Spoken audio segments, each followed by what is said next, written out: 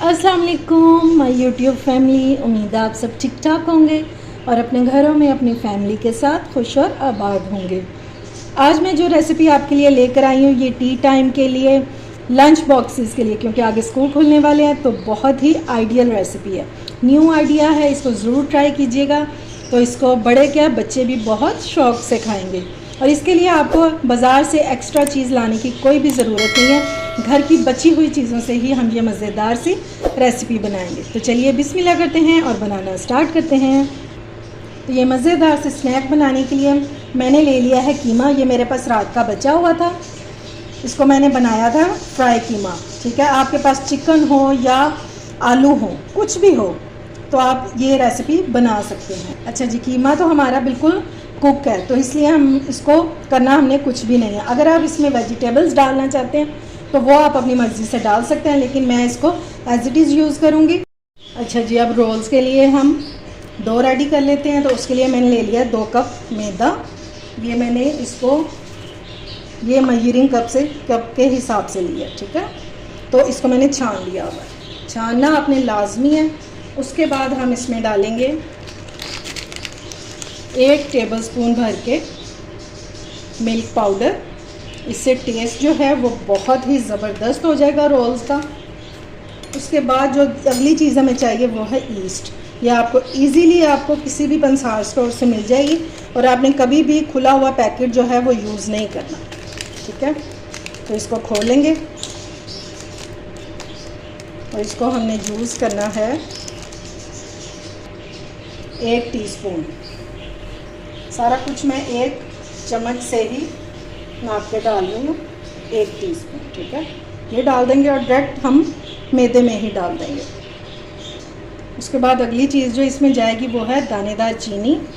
पिसी हुई की हमें ज़रूरत नहीं, अगर आपके पास हो तो आप वो डाल दें, वरना दानेदार से भी काम चल जाएगा। 1 चुटकी जितना हम इसमें नमक डालेंगे और इन सारी चीज़ों को हमने मिक्स कर लेना। अच्छे से मिक्स करेंगे। अब हमें चाहिए नीम गर्म पानी, और पानी इतना गर्म होना चाहिए कि आपकी जो उंगली है ना वो इजीली इसमें डिप हो सके। ना ही ज़्यादा ये गर्म होना चाहिए और ना ही ज़्यादा ठंडा। दोनों सूरतों में आपकी ईस्ट जो है वो अपना काम नहीं करेगी। अब हमने इसको अच्छे से मिक्स कर लेना है। ये लें जी, इसको मैंने मिक्स कर लिया और ये थोड़ा सा मैदा जो है ये छोड़ दिया।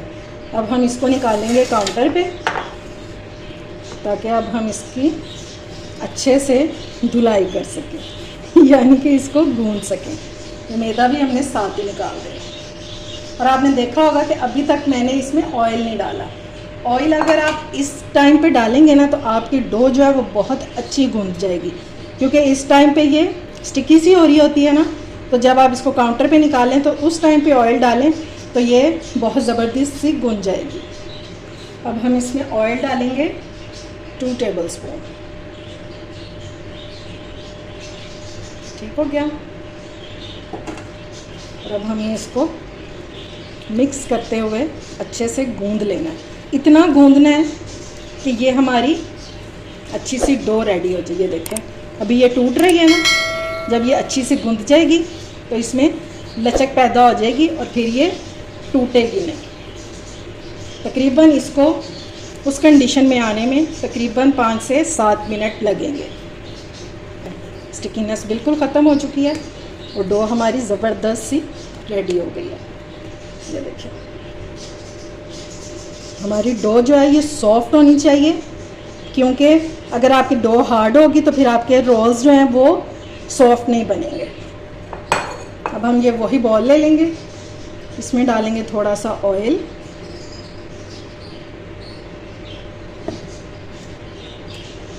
इसको हमने ग्रीस करना है ताकि जब ये राइज़ हो तो ये ऊपर से ड्राई नहीं है। साइडों पे भी लगा देंगे ऑयल। और अब हम इसको रख देंगे राइज़ होने के लिए। अगर आप ये रेसिपी गर्मियों में बना रहे हैं फिर तो आप इसी तरह से काउंटर पे छोड़ देंगे, क्योंकि आजकल मौसम जो है वो बहुत ही गर्म है। और अगर आप इसको सर्दियों में बना रहे हैं तो फिर आपने इसको किसी गर्म जगह पे रख देना है 1 घंटे के लिए। इंशाल्लाह बहुत अच्छी सी राइज़ हो जाए तो उसके बाद हम अपने रोल बनाते हैं।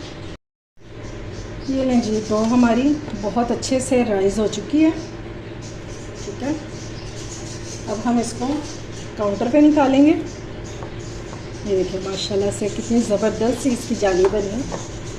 हल्का सा मैदा डस्ट करेंगे और आटे को हम काउंटर पे निकाल लेंगे, ठीक है। ज़्यादा आपने मैदा जो है वो नहीं डस्ट करना, क्योंकि हमने अपनी डो को हार्ड की तरफ नहीं लेके जाना। अब हमने इसको बेल लेना है और ज़्यादा पतला नहीं करेंगे इसको। ये देखें जी, इस तरह से हमने इसको बेल लेना है और फिर हमने अगर इस तरह से ना आपकी शेप बने तो आपने साइडों से इसको काट के ये इस शेप में कर लेना, ठीक है। अब हम इसकी कटिंग करेंगे। मैं इसके 2 पीस कर रही हूँ सेंटर से, इस तरह से, और फिर हम इसको काटेंगे। ये इस साइड से मैं इसको 3 पीसीज में करूँगी।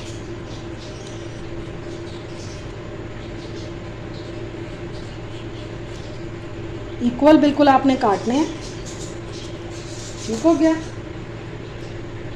अब लेंगे एक अंडा और इसको हमने साइडों पे ब्रश कर देना ताकि ये इजीली बंद हो सके। सारी साइड्स पे लगा देंगे, सेंटर में नहीं लगाना आपने, क्योंकि सेंटर में हम इसकी स्टफिंग रखेंगे। अच्छा जी, ये करने के बाद अब हम इसमें डालेंगे स्टफिंग।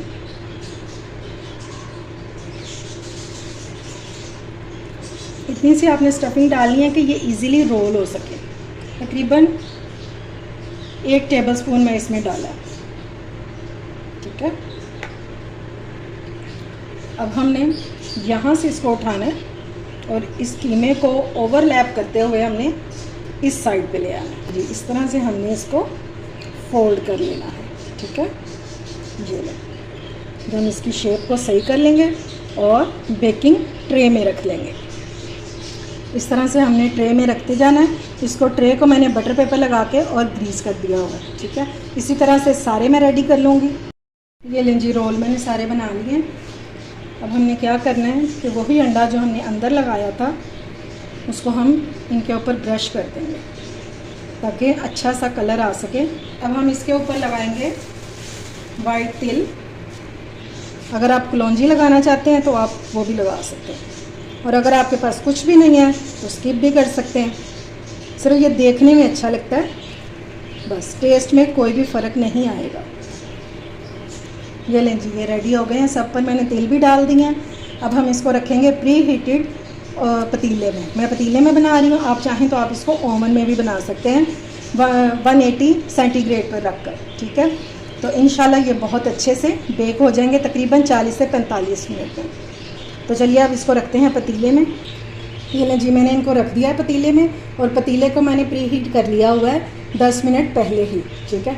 अब इसको कवर करेंगे और इसको कुक होने के लिए रख देंगे। और पतीले में इसको टाइम लगेगा तकरीबन 50 से 55 मिनट। तो लो फ्लेम पर आपने करना है, हाई फ्लेम पर बिल्कुल भी नहीं करना। तो बहुत अच्छे से ये राइज होकर हमारे रोल जो हैं वो रेडी हो जाएंगे। ये लें जी, माशाल्लाह से हमारे कीमा रोल्स हो चुके हैं रेडी। अभी बहुत गर्म है ये, तो आपने क्या करना है, अगर आप ओवन में बना रहे हैं या पतीले में बना रहे हैं, आपने इसको निकाल कर और किसी भी नैपकिन से इस तरह से कवर कर देना ताकि इनको हवा ना लगे। अगर इनको हवा लगेगी तो फिर ये ऊपर से ड्राई हो जाएंगे और अकड़ जाएंगे, ठीक है। इसको 5 से 7 मिनट इसी तरह पड़ा रहने देंगे। चलें जी, बंस हमारे ठंडे हो चुके हैं। अब मैं आपको दिखाती हूँ कि ये देखिए माशाल्लाह से नीचे से भी कितने ज़बरदस्त पक गए हैं और ऊपर से भी कितना ज़बरदस्त कलर आया है। हालांकि हमने इनको पतीले में बनाया है। और सॉफ्टनेस इसकी ये देखिए, ये कितने सॉफ्ट बने। अगर आपकी डो अच्छी बनी होगी ना तो इंशाल्लाह बहुत ही सॉफ्ट बंस बनकर तैयार होंगे। आज की ये स्नैक रेसिपी आपको इंशाल्लाह बहुत पसंद आएगी। ये सॉफ्ट से रोल्स जो हैं ये आप टी पार्टी पे भी बना सकते हैं। शाम को चाय जब पीनी हो तो उसके साथ लाजमी कुछ खाने को दिल करता है तो ये तब बना लें, या फिर आप आगे से स्कूल खुलने वाले हैं तो बच्चों को लंच बॉक्स में भी दे सकते हैं। बहुत इजी रेसिपी है और घर की बची हुई चीज़ों से ही बन जाती है। उम्मीद है आपको आज की रेसिपी पसंद आई होगी। अगर अच्छी लगे तो फ्रेंड्स एंड फैमिली में शेयर किया करें और मेरे चैनल को सब्सक्राइब भी किया करें। अपना और अपने प्यारों का ख्याल रखें। मुझे दुआ में याद रखें। अल्लाह हाफिज़।